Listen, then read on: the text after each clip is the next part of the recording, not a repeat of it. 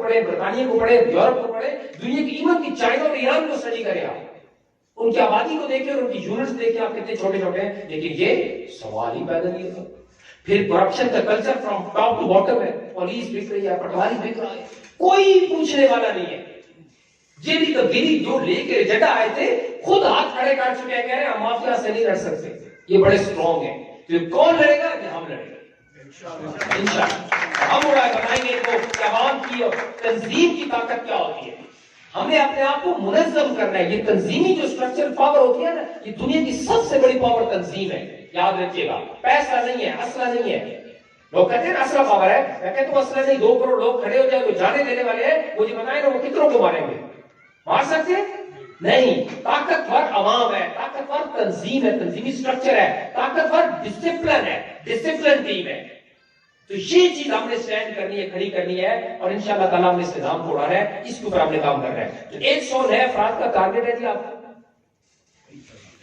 وہ نہیں آ سکا تو آپ میرے پاس پڑا ہوا تھا, یہ آپ کی امانت کی ہوئی آپ کے پاس, ابھی آپ کو ڈسٹریبیوٹ کر دیا جائے گا تحصیل وائز. پورا ایک شاپ ہے, تھوڑا سا ملا ہے مرکز سے.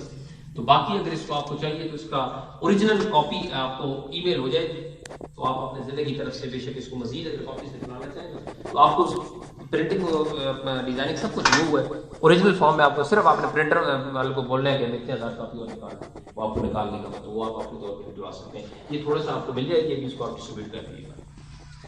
تو یہ ایک بڑا ٹاسک اور بڑا ٹارگیٹ ہے. اس ٹارگیٹ کو اچیو کرنے کے لیے آپ کے سامنے ہم نے 2 بڑی جنگیں لڑی ہیں 2013 اور 14 کے دھرنے کی صورت میں. وہ 2 بیٹل جنگ تھی, دونوں جنگیں اس نظام کے خلاف. جب ہم وہ جنگ لڑنے کے لیے نکلے 2012 کا ہمارا جلسہ ہوا لاہور مینار پاکستان کے اندر, تو بہت سارے لوگوں کے آفسز کے اندر ریڈ الارم بج گئے تھے اس عرصے سے. یہ حکومت کھڑی ہو گئی ہے, یہ کچھ کرنے والا بندہ بیٹھا یہاں نہیں ہے, باہر بیٹھا ہے, کینیڈا بیٹھا ہے, اور اس نے وہاں رہ کر اپنی غیر موجودگی میں لاکھوں لوگوں کو تیار کر لی ہے. تو یہ بہت خطرناک سائن ہے. ریڈ الارم بج گئے تھے اس وقت, اور ان کو سب کو وہ طاقتوں کو فیل ہو گیا تھا جو اس نظام کو ایسے جو رومال بنا کے بیٹھے تھے, ان کو پتہ چل گیا تھا کہ یہاں کچھ ہونے والا ہے. تو پھر ہمارا 13 کا دھرنا ہوا, پھر یک کے بعد دیجیے ہم نے دوسری جنگ لڑی 14 کا دھرنا ہوا. دونوں جنگوں کے اندر دونوں دھرنوں کا سامنے وہ ساری قوت ایسے اکٹھی ہو گئی آپ کے سامنے. ہاں وہ پارلیمنٹ کے اندر تھی جو آپس میں ایک دوسرے کو کافر کافر اور غدار غدار کہتے تھے, وہ سب اکٹھے ہو گئے ایک پلیٹ فارم پہ.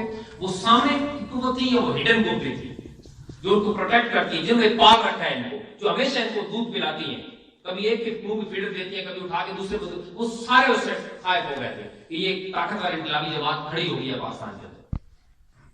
تو انہوں نے 12 اور 13 اور 14 دھرنے, دونوں دھرنوں کے سامنے وہ کھڑے اور پوری قوت کے ساتھ اس دھرنوں کو روک کے اس کو ڈیفیوز کر دیا.